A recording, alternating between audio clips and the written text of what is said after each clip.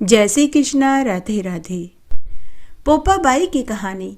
एक बार एक पोपाबाई थी। वह अपने भाई भाभी के साथ रहती थी। जब वह विवाह लायक हुई तो उसके भाई भाभी ने उसके लिए लड़के देखने शुरू कर दिए। जब पोपाबाई को पता चला कि उसके भाई भाभी उसकी शादी करना चाहते हैं तो पोपाबाई ने अपने भैया भाभी से शादी करने से इनकार कर दिया। पोपाबाई ने अपने भैया भाभी से कहा कि मैंने आजीवन कुंवारी रहने का प्रण लिया है, इसलिए मैं विवाह नहीं करूंगी। भैया भाभी ने पोपाबाई को बहुत समझाया लेकिन वह नहीं मानी। पोपाबाई ने अपनी भैया भाभी से कहा कि आप मुझे जंगल में झोपड़ी बनाकर के दे दो, मैं अपनी बाकी की जिंदगी वहीं भक्ति करके बिताऊंगी। तो उसके भैया भाभी ने अपनी बहन के लिए जंगल में झोपड़ी बनाकर के दे दी। अब पोपाबाई गांव के लोगों की भेड़ बकरियां और गायें चराने लगी। बदले में वे लोग उसे ग्वाली देने लगे, जिससे पोपाबाई का गुजर बसर चलने लगा। खाली समय में वह पूजा पाठ करने लगी। इस तरह समय व्यतीत होने लगा। एक बार उस नगर का राजा शिकार खेलते समय उसी वन में पहुंच गया जहां पोपाबाई की झोपड़ी थी। राजा को भूख प्यास सताने लगी। तब राजा ने जंगल में झोपड़ी देखी तो वह पानी के लिए उस झोपड़ी के पास आया और झोपड़ी का दरवाजा खटखटाने लगा। कई बार झोपड़ी का दरवाजा खटखटाने पर अंदर से पोपाबाई बोली कि कौन है।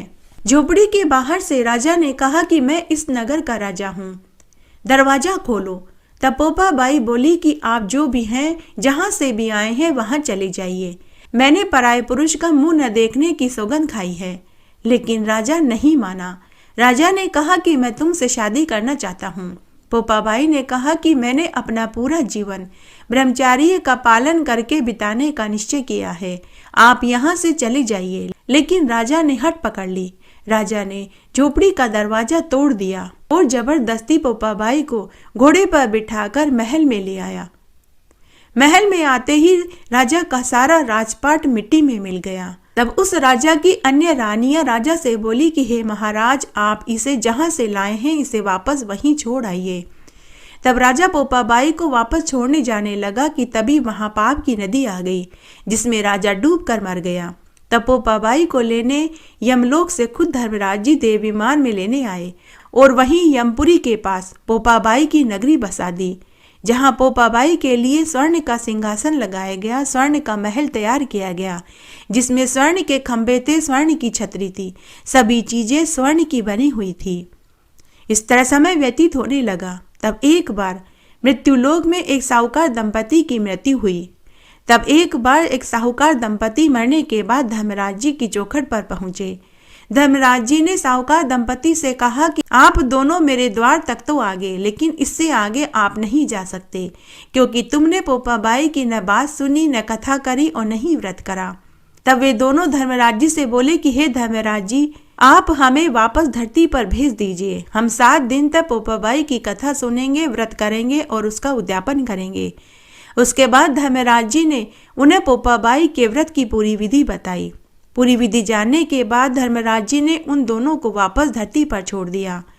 उसके बाद उन्होंने 7 दिन तक पोपाबाई की कथा सुनी। लेख राय राय रो और राज पोपाबाई रो। 7 दिन बाद उन्होंने व्रत का उद्यापन किया। 2 कांसे के कटोरे लिए, जिसमें एक में काले तिल और एक में राई भरी। 5-5 कपड़े रखे और दक्षिणा के रुपए रखे, जिन्हें एक ब्राह्मणी को दिया। 7 दिन बाद उन्होंने व्रत का उद्यापन कर दिया। साहूकार दंपति की मृत्यु हुई तो अब की बार उन्हें लेने के लिए देव विमान आया और उनके स्वागत के लिए स्वयं पोपाबाई फूलों का हार लेकर खड़ी हो गई। इससे साहूकार दंपति को सीधे मोक्ष की प्राप्ति हुई।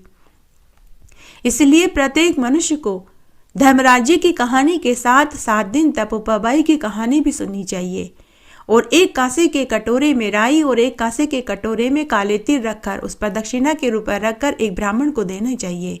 ये दोनों चीजें कटोरे के साथ दान में दी जाती है।